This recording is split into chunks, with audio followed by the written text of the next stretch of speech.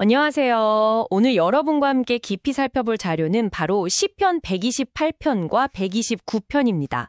이 두 편 모두 성전에 올라가는 노래라는 좀 흥미로운 부제를 공유하고 있죠. 네, 그렇죠. 같은 부제가 붙어 있어요. 이번 탐구에서는요, 저희가 단순히 이걸 해설하는 걸 넘어서 여러분께서 이제 제공해 주신 이 두 시편에요, 담겨 있는 축복과 번영의 이상, 그리고 또 고통과 회복이라는 현실, 그 사이에 어떤 역동적인 관계를 좀 파헤쳐보려고 합니다. 네. 고대 순례자들이 예루살렘 향하면서 불렀을 법한 이 노래들 속으로 한번 같이 들어가서 그들의 신앙, 또 삶의 복잡성을 느껴보면 좋겠습니다. 네, 이게 참 재밌는 게요. 이 두 시편이 마치 그림 한 폭이랑 그 뒷면의 스케치, 이런 걸 보는 느낌이에요. 128편은 보면 여호와를 경외하는 삶에 주어지는 이상적인 축복들 있잖아요. 안정된 가정이라든지 사회적인 번영 이런 걸 좀 따뜻하게 그리고요. 네네. 반면에 바로 뒤에 나오는 129편은 부딘과 완전 다르죠.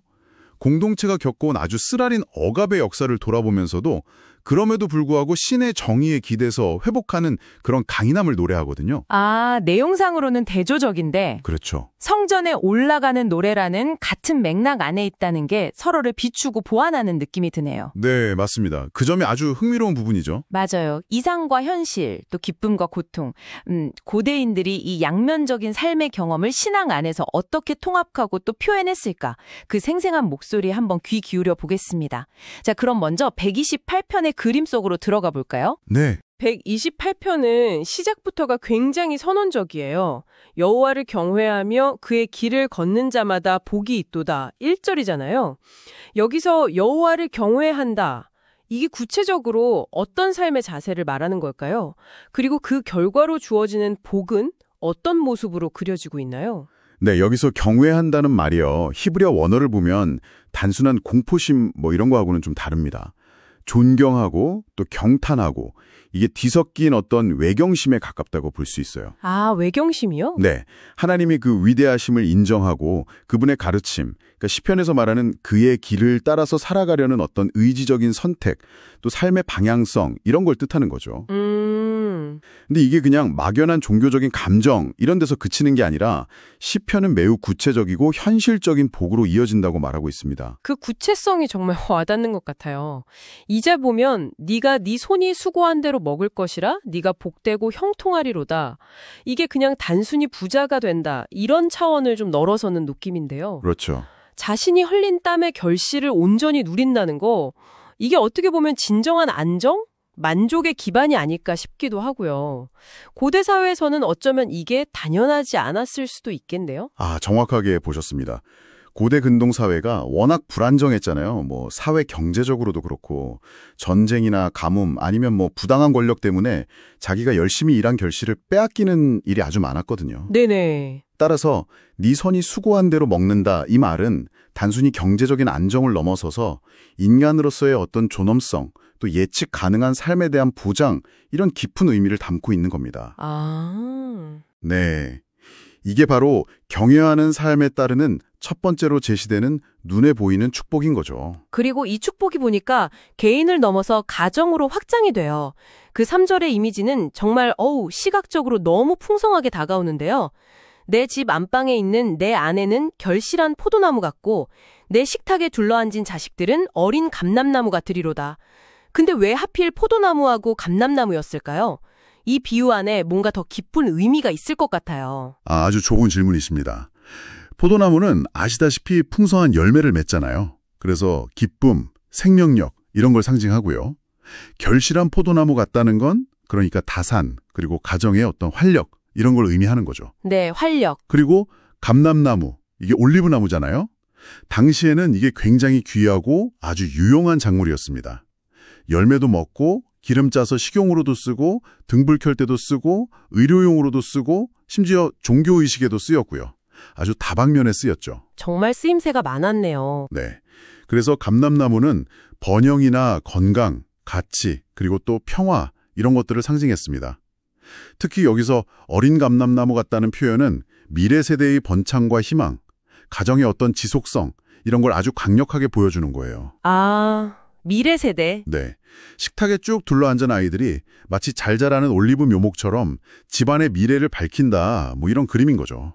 듣고 보니까 이게 단순한 비유가 아니라 당시 사람들이 정말 가장 가치 있게 여겼던 삶의 요소들, 그러니까 풍요, 기쁨, 건강, 평화, 그리고 이게 미래 세대까지 이어지는 번영, 이런 걸 딱 집약해서 보여주는 거군요. 그렇습니다. 그리고 이 가정의 축복이 집 안방하고 식탁이라는 아주 사적이면서도 중심적인 공간에서 펼쳐진다는 점도 참 의미심장하게 느껴져요. 네, 맞아요. 그 가정의 내부 공간을 구체적으로 딱 언급함으로써 이 축복이 뭐 밖으로 보이는 성공뿐만 아니라 가장 내밀한 삶의 영역까지 미치는 아주 깊고 근원적인 거다. 이걸 강조하는 거죠. 그리고 이 축복이 여기서 멈추는 게 아닙니다. 시편은 이 개인적이고 가정적인 차원의 복이 더 넓은 공동체로 확장된다고 노래하고 있어요. 네, 바로 그 지점이 또 흥미롭습니다. 5절에 여호와께서 시온에서 내게 복을 주실지어다 너는 평생에 예루살렘의 번영을 보며, 그리고 6절 마지막은 이스라엘에게 평강이 있을지어다 이렇게 끝나거든요. 개인의 신실함과 복이 어떻게 국가적인 번영, 또 평화 이런 걸로 연결될 수 있다고 본 걸까요? 여기서 이제 시온, 그러니까 예루살렘의 의미를 좀 짚어볼 필요가 있습니다. 시온은 그냥 단순히 수도 이런 의미가 아니었고요. 하나님의 성전이 있는 곳, 즉 하나님께서 당신의 백성 가운데 임재하시는 어떤 상징적인 중심지였거든요. 아, 하나님의 임재. 네. 따라서 시온에서 복을 받는다는 건 하나님과의 관계 속에서 주어지는 아주 근원적인 축복을 의미하는 거고요.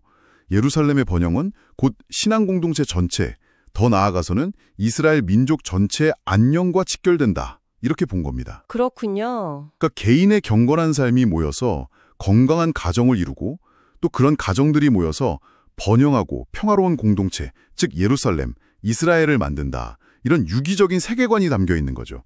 개인의 복과 공동체의 샬롬, 그러니까 평강, 총체적인 안녕이 분리되지 않는다는 겁니다.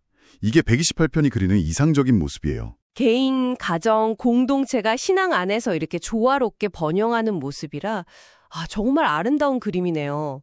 그런데요, 이 따뜻하고 이상적인 그림 바로 뒤에 우리가 전혀 다른 분위기의 129편을 만나게 되는 거죠. 그렇죠. 이것도 성전에 올라가는 노래라는 같은 제목을 달고 있다는 게 더 놀랍기도 하고요. 네.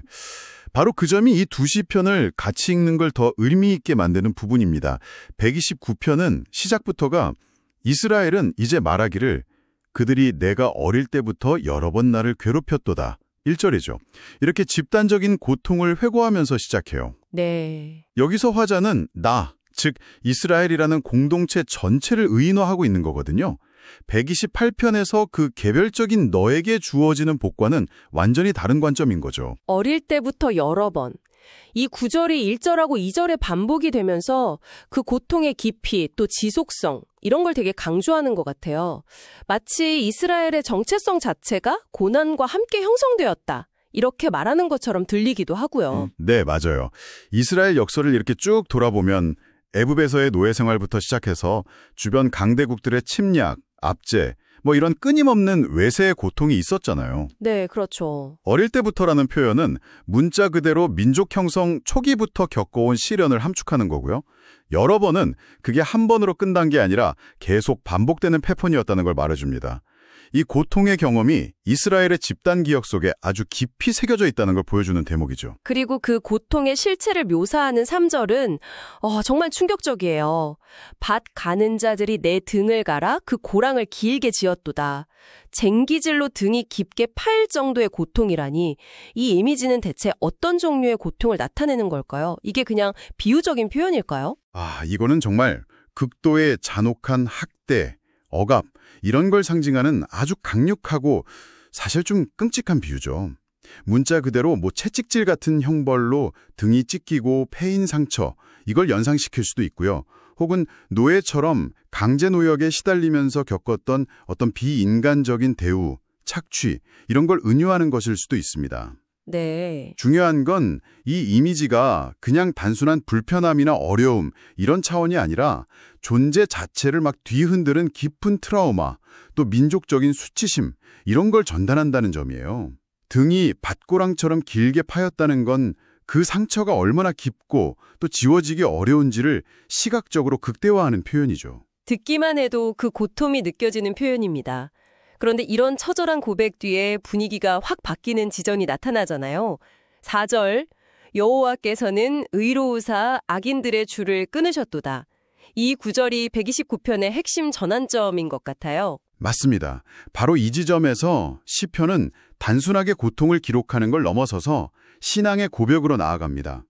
악인들의 줄이라는 건 그 억압자들의 속박, 그들이 채워넣은 굴레나 통제의 수단, 이런 걸 의미해요. 아, 줄이요? 네, 마치 짐승을 묶거나 노예를 결박하는 밧줄처럼 이스라엘을 옥죄던 억압의 사슬을 상징하는 거죠. 그런데 의로우신 여호와께서 그것을 끊으셨다, 이렇게 선언을 합니다. 네. 이건 단순히 고통이 끝났다는 어떤 사실 보고를 넘어서서 그 해방의 근거가 바로 하나님의 공의로운 성품에 있다, 이걸 강조하는 신학적인 해석인 거죠. 아무리 그 박고랑처럼 깊고 긴 고통을 겪었더라도 결국 하나님의 정의가 그 억압의 사슬을 끊어내신다는 믿음, 그거군요. 그렇죠. 그렇다면 이 믿음이 이후에는 어떤 태도로 이어지는 건가요? 이 해방의 경험 그리고 하나님의 의로우심에 대한 확신은요, 이제 그 억압자들, 즉 시온을 미워하는 자들의 궁극적인 운명에 대한 선언으로 이어집니다. 5절부터는 그들의 실패와 허무함, 이런 걸 예언하는 내용이 펼쳐지죠. 무릇 시온을 미워하는 자들은 수치를 당하여 물러갈지어다 5절이요. 그리고 그들의 운명을 아주 인상적인 비유로 묘사합니다. 네, 그 6절에 지붕의 풀 비유가 나오죠. 그들은 지붕의 풀과 같을지어다. 그것은 자라기 전에 마르는 것이라. 지붕 위의 풀이라니 이게 어떤 의미를 담고 있을까요? 고대 근동 가옥들은 지붕이 평평한 흙지붕이 많았거든요. 네. 그래서 비가 오면 흙 속에 있던 잡초 씨앗이 싹을 틔워서 잠시 파릇하게 자라기도 했어요. 하지만 흙이 얕으니까 뿌리를 깊이 내릴 수가 없어요. 그래서 햇볕이 조금만 강하게 내리쬐면 금방 시들어서 말라버리는 거죠. 아. 즉 지붕의 풀이라는 건 겉보기에는 잠시 생명력이 있는 것처럼 보이지만 근본이 없고 아주 일시적이고 결국 아무런 결실도 맺지 못하고 허무하게 사라져버리는 존재. 이걸 상징하는 겁니다. 아, 그렇군요. 그래서 이어지는 7절, 8절에서 이런 것은 베는 자의 손과 묶는 자의 품에 차지 아니하나니 지나가는 자들도 여호와의 복이 너희에게 있을지어다 하거나 우리가 여호와의 이름으로 너희에게 축복한다 하지 아니하느니라, 이렇게 말하는 거군요. 그러니까 추수할 가치도 없고 누구의 인사나 축복조차 받지 못할 만큼 아주 하찮고 덧없는 존재다, 이런 의미네요. 네. 이거는 128편의 결실한 포도나무나 어린 감람나무의 그 풍성하고 지속적인 이미지하고는 정말 극명한 대조를 이루네요. 쭉 이어지는 반면에 악인들의 번영이라는 것은 지붕 위의 풀처럼 아주 일시적이고 피상적이고 결국 아무런 의미나 가치도 남기지 못하고 소멸할 것이다. 이런 강력한 메시지를 전달하는 거죠. 네. 그들의 힘이나 위세가 아무리 대단해 보여도 하나님의 관점에서 보면 이건 뿌리 없는 풀과 같이 허무하다는 그런 신앙적인 통찰입니다. 이게 고통받는 공동체에게는 큰 위로와 희망을 주었을 거예요. 그렇군요. 결국 129편은 등을 갈아 고랑을 길게 지었던 그런 끔찍한 고통의 경험을 정면으로 마주하면서도 나를 이기지 못하였도다 2절라는 어떤 불굴의 생존 선언과 함께 하나님의 의로우심에 대한 굳건한 신뢰, 의로우사 악인들의 줄을 끊으셨도다.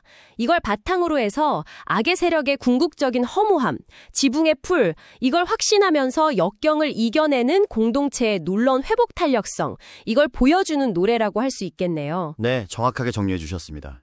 자, 이제 우리는 128편의 따스한 축복의 그림, 그리고 129편의 처절한 고난 극복의 서사, 이걸 모두 살펴보았습니다. 이 두 편의 노래를 나란히 놓고 함께 불렀을 고대 순례자들의 마음을 한번 상상해보게 되는데요. 이 상반된 듯 보이는 두 노래를 함께 품는다는 것은 어떤 의미일까요? 여러분께는 이 두 이야기가 어떻게 다가오시는지 궁금하네요. 이 두 시편을 함께 읽을 때 우리가 얻을 수 있는 가장 중요한 통찰 중 하나는요. 신앙이라는 게 삶의 어떤 이상적인 모습만 추구하는 게 아니라 고통스러운 현실까지도 끌어안고 해석하려는 시도라는 점인 것 같아요. 아, 현실을 끌어안는 거요? 네. 128편은 우리가 추구해야 할 그 복된 삶의 청사진을 보여주지만 129편은 그 청사진대로 삶이 흘러가지 않을 때, 그러니까 고난이나 부조리가 닥쳐올 때 어떻게 신앙 안에서 버티고 또 나아갈 수 있는지를 보여주는 거죠. 비유하자면 자동차의 엑셀러레이터랑 브레이크처럼 둘 다 안전하고 온전한 주행, 즉 인생 여정을 위해서 필요한 요소다. 이렇게 볼 수 있을 것 같아요. 이상과 현실 사이의 그 간극을 외면하지 않고 그 긴장 속에서 신앙의 의미를 찾는 여정이다. 이렇게 들리네요. 그렇다면 이 두 시편 모두 성전에 올라가는 노래라는 점은 어떤 의미를 더할 수 있을까요? 순례길 위에서 이 노래들을 부르는 행위 자체가 중요했을 것 같은데요. 네, 그렇습니다. 예루살렘 성전을 향한 순례는 그냥 단순히 물리적으로 이동하는 것만이 아니라 영적인 여정이었잖아요. 그렇죠. 순례자들은 각자 자기 삶의 자리에서 경험했던 기쁨과 감사, 128편에 공감했겠죠. 그리고 슬픔과 고통, 이건 129편에 공감했을 거고요. 이걸 다 안고 그 길을 걸었을 겁니다. 성전에 점점 가까워지면서 이 노래들을 함께 부름으로써 개인의 경험을 공동체의 신앙 고백과 연결시키고 삶의 다양한 국면들을 하나님의 더 큰 이야기 속에서 다시 해석하는 그런 과정을 거쳤을 거라고 봐요. 아, 재해석하는 과정이군요. 네, 즉 축복 속에서는 감사를 새롭게 하고 고난 속에서는 공동체의 연대, 그리고 하나님의 궁극적인 정의에 대한 희망을 붙드는 거죠. 이 노래들은 그 당시 순례자들에게, 그리고 오늘 우리에게도 삶의 어떤 상황 속에서도 하나님과의 관계를 놓지 않도록 돕는 어떤 영적인 자원이 되어주는 겁니다. 말씀하신 것처럼 128편의 축복이 그냥 당연한 게 아니라 정말 감사해야 할 은혜라는 걸 깨닫게 하고, 또 129편의 고통이 끝이 아니라 하나님의 구원을 향해 가는 과정이라는 걸 믿게 하는 힘을 주는군요. 네. 삶의 햇살과 폭풍우, 이걸 모두 끌어안고 나아가는 신앙의 깊이, 이런 걸 보여주는 것 같습니다. 네, 그리고 중요한 것은 128편의 축복의 근원도 또 129편의 구원의 근거도 모두 여호와 하나님이라는 동일한 분에게 있다는 점이에요. 아, 그렇죠. 경외하는 자에게 복을 주시는 하나님과 의로우셔서 악인의 줄을 끊으시는 하나님이 다른 분이 아니라는 거죠. 이 두 시편을 함께 노래함으로써 순례자들은 삶의 어떤 조건 속에서도 신뢰할 수 있는 그 하나님의 변함없는 성품, 또 신실하심, 이것을 다시 한번 확인하고 마음에 새겼을 겁니다. 오늘 우리는 시편 128편과 129편이라는 두 편의 짧지만 아주 깊은 울림을 주는 노래를 통해서요, 신앙 안에서 마주하는 축복의 이상, 그리고 시련의 현실이라는 중요한 주제를 함께 탐구해 보았습니다. 128편은 결실한 포도나무, 또 어린 감람나무 같은 아주 따뜻하고 생생한 이미지로 여호와를 경외하는 삶에 약속된 개인과 가정, 그리고 공동체의 총체적인 번영, 즉 샬롬을 그려 보여주었죠. 네, 그리고 129편은 밭 가는 자들이 내 등을 갈아 그 고랑을 길게 지었도다라는 아주 강렬하고 고통스러운 이미지를 통해서 공동체가 겪었던 깊은 트라우마를 외면하지 않고 정직하게 드러냈습니다. 그러면서도 여호와께서는 의로우사 악인들의 조를 끊으셨도다라는 신앙 고백과 또 지붕 위의 풀이라는 그 절묘한 비유를 통해 절망 속에서도 하나님의 정의를 붙들고 일어서는 강인한 회복력, 그리고 악의 세력의 궁극적인 허무함에 대한 통찰을 보여주었죠. 정말 수천 년의 시간을 뛰어넘어서 이 고대의 노래들이 오늘 우리에게도 여전히 유효한 질문들을 던지는 것 같습니다. 네, 그렇죠. 이 두 시편을 마음에 품고 잠시 스스로에게 질문을 던져보는 건 어떨까 싶어요. 오늘 여러분의 삶에서 하나님을 경외하며 그 길을 걷는다는 것은 과연 어떤 의미인가요? 또 여러분의 삶 속에 나타나는 128편과 같은 감사와 축복의 순간들을 어떻게 누리고 계시며, 동시에 예기치 않게 찾아오는 129편과 같은 고난과 시련의 시간들은 또 어떻게 통과하고 계십니까? 어쩌면 진정한 신앙의 여정이라는 것은 이 두 노래가 그리는 현실 사이를 끊임없이 오가면서 그 모든 순간 속에서 변함없이 신실하신 분을 발견해 나가는 과정일지도 모르겠습니다. 오늘 이 깊이 있는 탐구에 함께해 주신 여러분께 진심으로 감사드립니다. 여러분의 삶의 여정에도 시편이 노래하는 평강과 위로, 그리고 흔들리지 않는 희망이 늘 함께하기를 바랍니다.